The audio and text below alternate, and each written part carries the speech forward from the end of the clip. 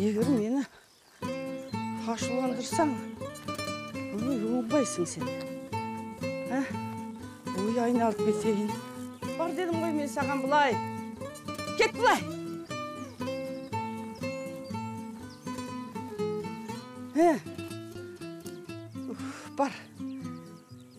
Бар, үйіріңе қосыл. Жаным-ай. Ой, жаным, солы.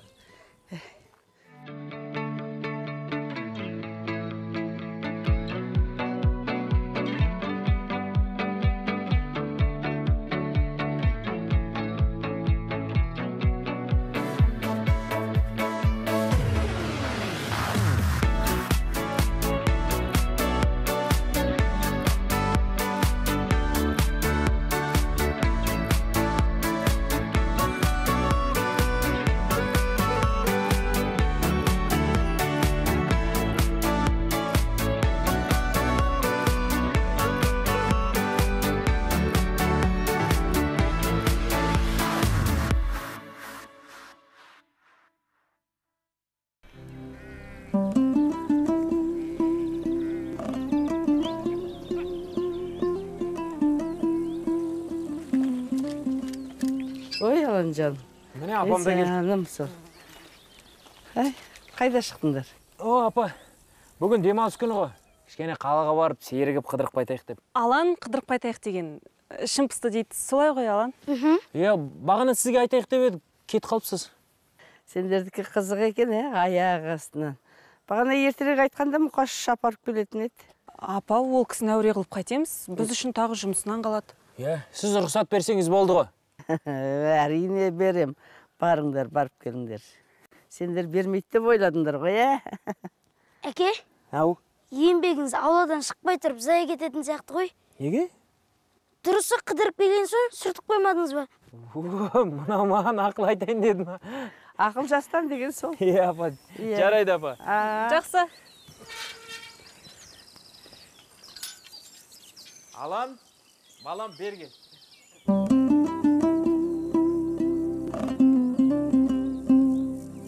Үкімет берген бір күндік демалысымда жақсылап бір демалсам ба деп едім. Енемізден шұғыл хабар келетті тұрады әйтеуір. Айтпа. Тағы қандай тапсырма бергелі отыр екен, Әлде күйеу балаларына сыйлық берем екен. Кеше зейнетақысын алып жатқанын көргем. Күт, қазір үлестіреді сыбағаңды. Түш келе жатыр. Амансыз ба? Саламатсыз ба? Амансыңдар ма? Қалыңыз қалай? Жиналдыңдар ма? Ой, апа, сіз шақырсаңыз болды, жетіп келеміз ғой. Мана Мұқашта ауданға кетіп бара жатқан жерден кері бұрылып, көлігіндегі клиенттермен келіп отыр. Жоқ, шынымен көлікті адамдарым отыр. Жай шақырып едіңіз, апа? Жай болушы ма еді? Арманның мәселесі. Олар өздері көрінбейді ғой. Қалаға барып келеміз деп кеткен бағана. Кеше үшеуі ғаламторға өңіліп көбір-көбір сөйлесіп отырған. Сонда құлағым шалып қалды. Қайтуға билет алу мәселесі туралы сөйлескен болу керек. Ана келінде билет мәселесі туралы қозғаса белсенді болып кетеді. Солар шынымен билет алуға кетті ау деймін. Жолғыстары да мезгілі келген кезде келген жағына кері қайтады. Уақыттары келген екен ғой. Небені білгішсініп отырсың, Немене сен ана құстардың қайда ұшып, қайда қонатын зерттейтін адам құсамай отыршы осы? Жоқ, сонда қай уақытта қайтамыз деп жатыр енді? Мен сұраған жоқпын, олар айтқан жоқ. Жағдай бұлай. Қайткен күнде де оларды осында алып қалу керек. Егер кететін болса, олар сол жаққа сіңіп кетеді. Кейін қайтару қиын.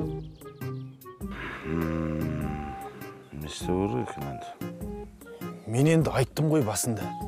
Балаңыздың үстінен қылмыстық іс қозғайық деп. Істі болып жүрген адамды шетелге жібермейді. Енді кейін ауылда қалып жатса, істі бірдеңе қылып жабам ғой енді. Немене сонда? Өмір бақи сотталды деген атпенен жүру керек па? Сен де қайтады екенсің. Олар бұл жақта тіркелмеген болып тұр ғой. Әйтпесе қыстаубай айтқандай, ана Арманның атынан бір 3-4 несенің аямай алып тастау керек еді. Банкке қарыз болғаннан кейін білесіздер ғой. Шет ел тұрмақ ауылдан шығамай қалатын еді. Несиесі құрсын. Осы заңды бұзбай алып қалуға болатын жол жоқ па не? Соны айтам. Заң не? Ойыншық па сендерге?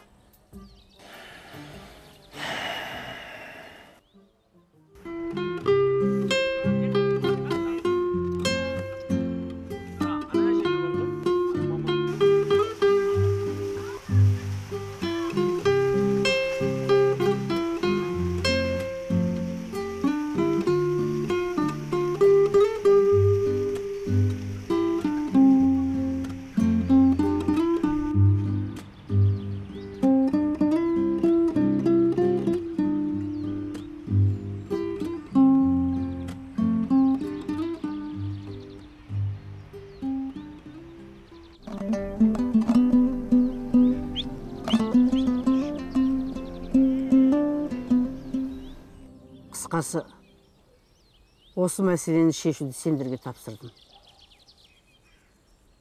Ана Арманға айтыңдар. Келіннің айтқанын істеп, елпілдей бермесін. Мен айта бергеннен ештеңе шықпайды. Сөздің мәнісі кетеді. Бұл енді қалай болар екен, Арман енді бізді тыңдай қойса. Ертең сіз бізге сеніп қалып, олар кетіп қалса, ыңғайсыз болмай ма? Жалпы негізі бажалар дұрыс айтып отқан сияқты, апа. Енді өзіңіз сөйлессеңіз жақсы болар деп. Неменеге міңгірлеп отырсыңдар, Не? Мен айтатын адам таппай отыр ғой деймісіңдер? Қазір ана ұлтуға айтатын болсам, бірден барып айтады. Тек ол бірдемені бүлдіріп қояма деп қорқам. Ой, ұлтуға айтып керек жоқ. Біздің ұлту деген әуелі біреуден қарыз сұрап тұрса міндетсініп тұрады ғой. Тұны білесіңдер ғой. Ұрсып тұрады. Ол қара шаңырақта отыру керек. Анаңның қасында бол деп сендер айтпағанда кім айтады? Жезденің жақсысы әкедей. Ер азамат айтса сөздің салмағы өтеді. Неменеге міңгір етіп отырсыңдар? Уайымдамаңыз, апа. Айтамыз ол. Сөйлесеміз. Сөйлесеміз. Саспаңыз, үш бажа үш жақтан алса қайда барады? Ана, Армантай інілеріңдей ғой. Батырып айтыңдар енді. Айтамыз, апа, жақсы.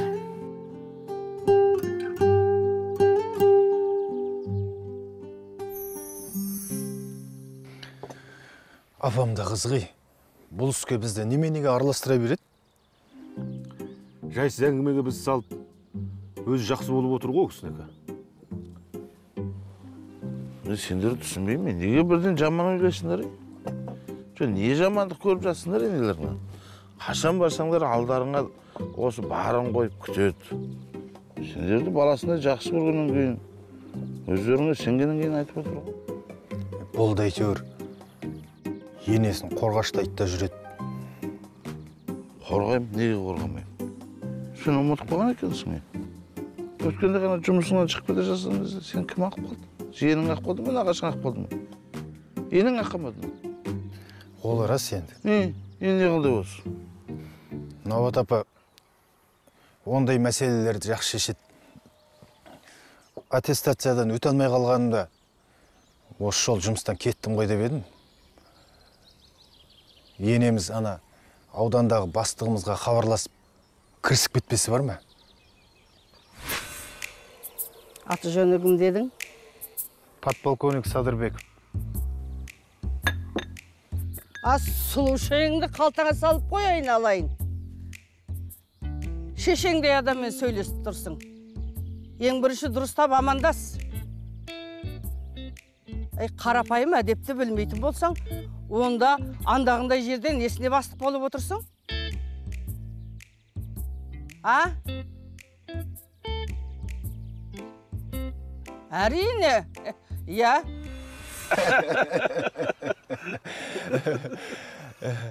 Науат апа, бастығыма ұрса бастағаннан ақ, ой, осы жолы жұмыстан бір жола кеттім ғой деп, формам шешіп, дайындалып жатсам, сөйлесе келе, бастығымның әкесін танитын болып шықты ма, туысқан қыл болды әйтеуір.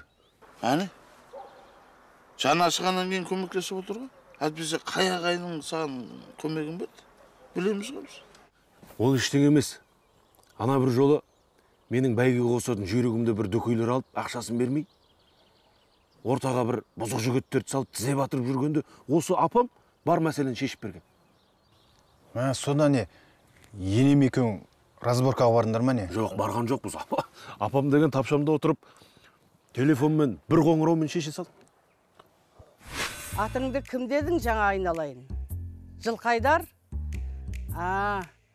Онда сені Жылқайдасын еңбек етсін деп қойған ғой атыңды. Ал сен болсаң, әкең бар ма?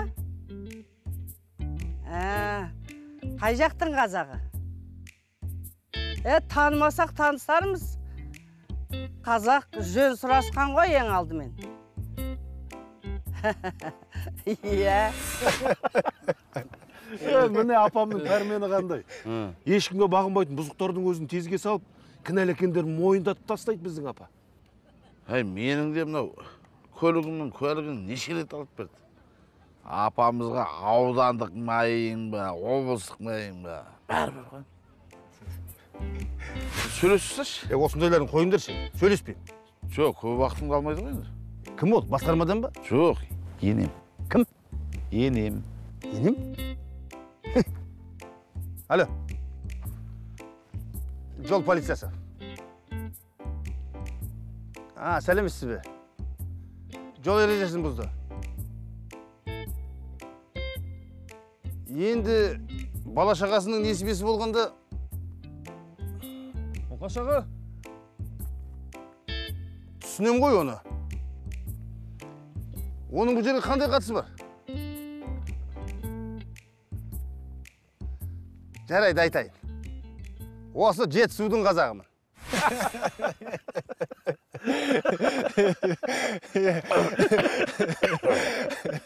Шынымен де Науат апаның шешпейтін мәселесі жоқ. Тапшанда отырған тура бір Дон Карлеоне дерсің. Оның кім дейді тағы? Сондай кино бар ғой, мафия туралы. Көрмедіңдер ме не? Енді біздеріне таңдан кешке дейін сен сияқты кино көре береді дейсің. Сол кино көрем деп емеспін, жұмыстан шығып қала жаздаған. Жоқ, оған киноның қатысы жоқ. Басқа мына арманды не істейміз сонымен? Былай жасайық. Аңға ма, балыққа ма, бір жерге барамыз деп алып шығайық. Содан кейін жігітше сөйлесейік. Бұның дұрыс емес. Мынандай қылығыңды қой, шешемнің қасында отыр деп айтпаймыз ба адам сияқты? Болмаса қаттырақ батырып айтыңдар деп апамның өзі айтқан жоқ па? Дұрыс айтады. Оңаша алып шығайық, тыңдамай жатса, тік еткізейік. Не еркелік оныкі? Бәлесіне қыламыз болмайды. Өңгені әпкелері ренжиді, әнімізге тиіспісіңдер деп. Білмес. Оның да дұрыс бар жеке, о жағы да бар. Бір үйдің жалғыз баласы, бірдеңе оқып қалып, басымыз бәлеге қап жүрер. Оның үстінде үйімізде сол апамның бір көшірмесі отырған жоқ қой, жұлқынып. Олардың әсіресе ұлты тыңдамайды. Аңы да құрсын, балығы да құрсын, айтатын нәрсемізді Арманды осы жерге шақырып алайық та, дұрыстап түсіндіріп айтайық. Дұрыс. Солай ғой? Орынды.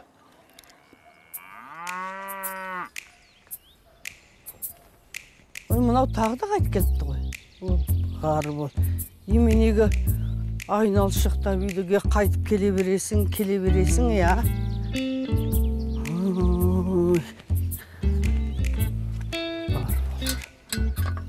Ал төрлет.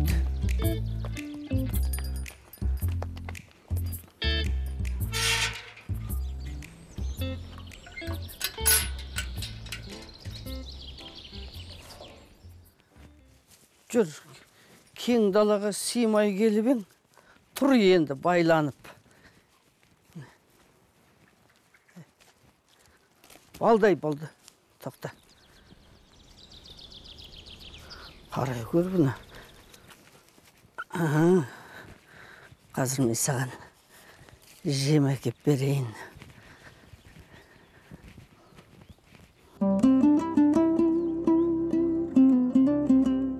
Тыңдаңдар, менде бір жақсы идея бар. Арманды бір аптаға ауырды деп ауруханаға жатқызып қою керек. Қалай, өтірік ауыртып басың да? Мынау дұрыс сияқты. Соқыршек пе, болмаса құс тұмау деп жатқызып қойсақ ең болмағанда бір айға шегіреміз билетін. Дұрыс айтып отыр. Ой, болмайды бірақта. Арманның өзі дәрігер ғой. Оны мына біздікілер өтірік диагноз қоя ала ма? Басқа біздікілер о жағын қатырады енді. How about you? A cup of tea. Okay. Is it okay? Welcome. How may I help you? I would like to have a freshly brewed coffee, please. Okay. Which size? Regular or large? A large. Көрдің бе жаным? Біздің еліміз Америкадан кем емес. Мына жер күшті екен, иә? Атмосферасы Нью-Йорк сияқты. Иә бала, сол стильде әрлеген. Сені әдейі осындай жерге алып келдік. Қалай, ұнап тұр ма? Иә. Америкаға барғың келіп жүр ғой, иә? Әбден сағынған шығарсың ботам су. Жаным жан. Уайымдама. Жақын арада ұшаққа билет аламыз. Сонан соң қайтамыз. Аз ғана қалды. Шыда, жақсы ма? Өз ойыңды алан арқылы жеткізуді жақсы меңгеріп алыпсың. Жаным ау. Қалжыңдап отырмын. Мен құжаттарды алып шықтым. Бүгін билет аламыз ғой, иә? Иә, аламыз.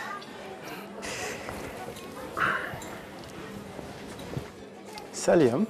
Сәлем. Сәлематсыз ба? Minna, menu. Вау, супер! What do you like to order?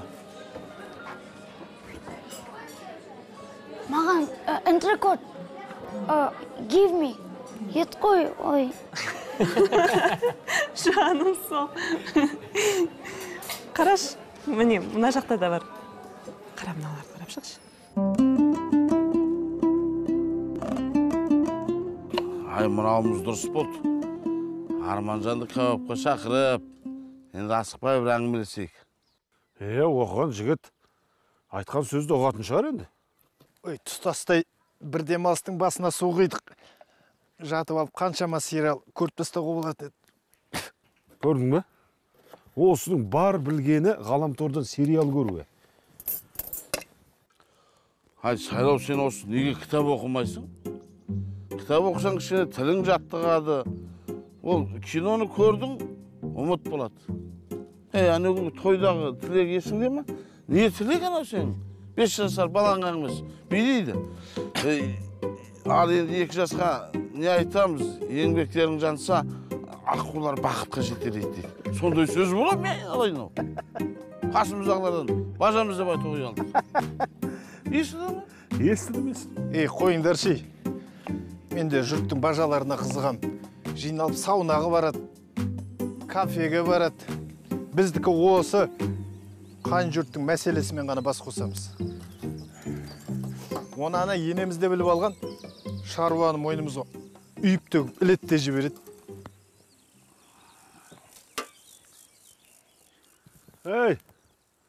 Тұмсығыңды түтінге тыға бермей, қағаздан бір желпігіш жасап алсаңшы. Ана жерде ана қораптар толып тұр. Осы Арманның шаруаларымен шаршайтын болдық қой. туған інілерімізге өйтіп көңіл бөлмейміз. Әпкесін алдық деп өлеміз бе енді?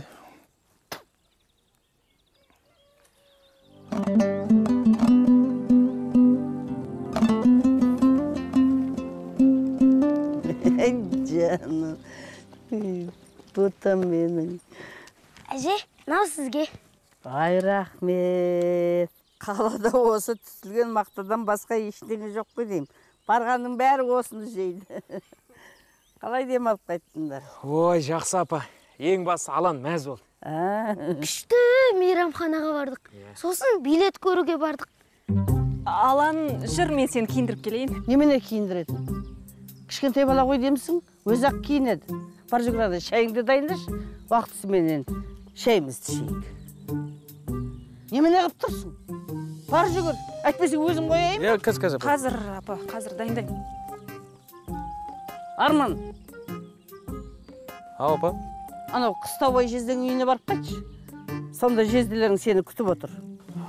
Тыныштық папа, не шаруа? Қайдан білейін? Не шаруа екен? Барғаннан кейін естисің бе? Жарайды, қазір киініп келейін.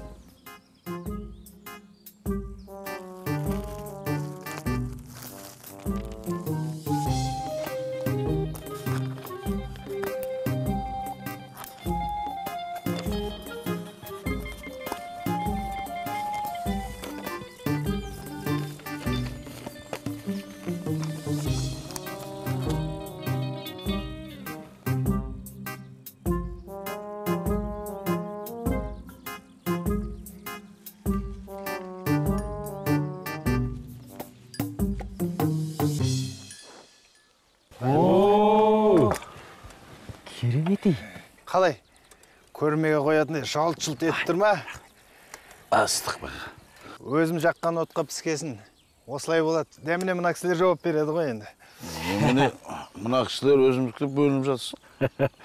Ал Арманжан, жезелерің саған арнайы дайындаған кәуабы. Ал, ас болсын. Ай, рахмет, рахмет. Пияздан.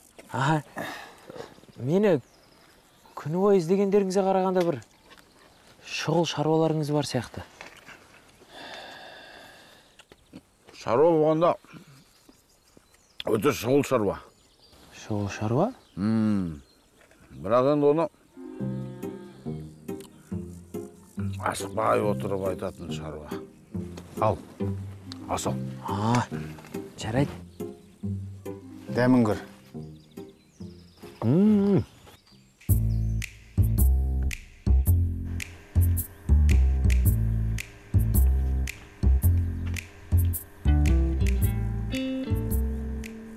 Міне Арманжан, өзіңе әдейі арналған бал қымыз.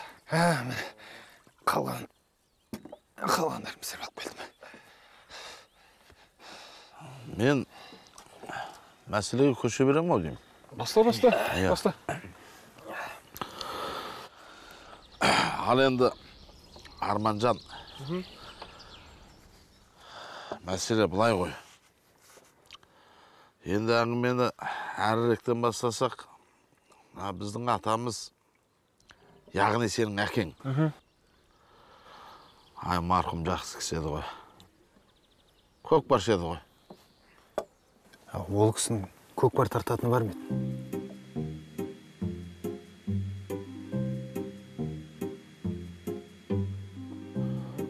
Атамыз осы қара шаңырақтарыңды жаңадан сала бастаған кезде, ол кезде енді біз баламыз ғой. Әлі есімде. Қазір. Бір минут. Ол кісі көкпаршы болып бет. Мен білмейді екем. Не болды? Сен кедергісің бе, тыныш отыршы? Алло. Не болды дейсі? Қалай сиыр жеп қойды? Сенің төлі құжатыңды сиыр жеп қойды ма? Иә. Аландікіне және сенікіне тиіспеген. Менің төлі құжатын жеп қойыпты қасқа сиыр. Енді қалай билет аламыз, Арман? Білмеймін.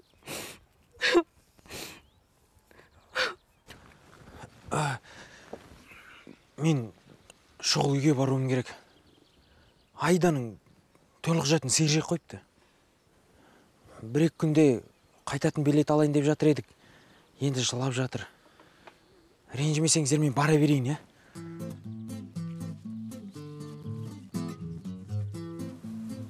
Құжаттарын жеп қойды дейді.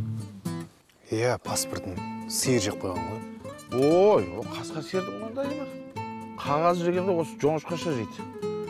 Бұзау кезінде кардон беріп өсірді ме екен бізден ма? Ой, тоқта. Ой, бұларда құжат жоқ болса, әуежайдан өткізбейді ғой. Иә.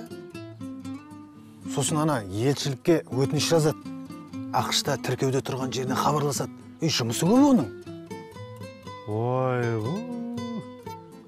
біздің басымызды қатырып шеше алмай жүрген мәселені қасқа сиыр бір сәтте шешіп тастапты ғой, Онда бұлар әлі ауылда болады ғой.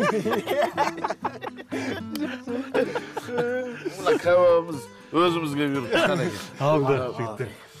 Ой, қасқа сиыр. Пияздан жесеңдер. Тура суреті бар жерін шайнап тастағанын қарашы. Жылама айналайын. Мен биыл қасқа сиырды соғымға жіберем.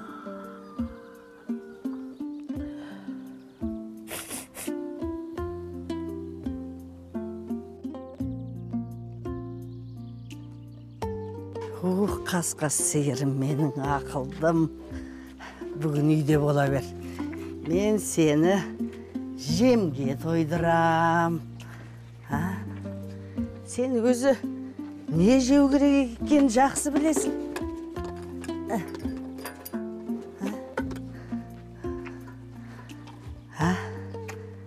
Сен сондай ақылдысың.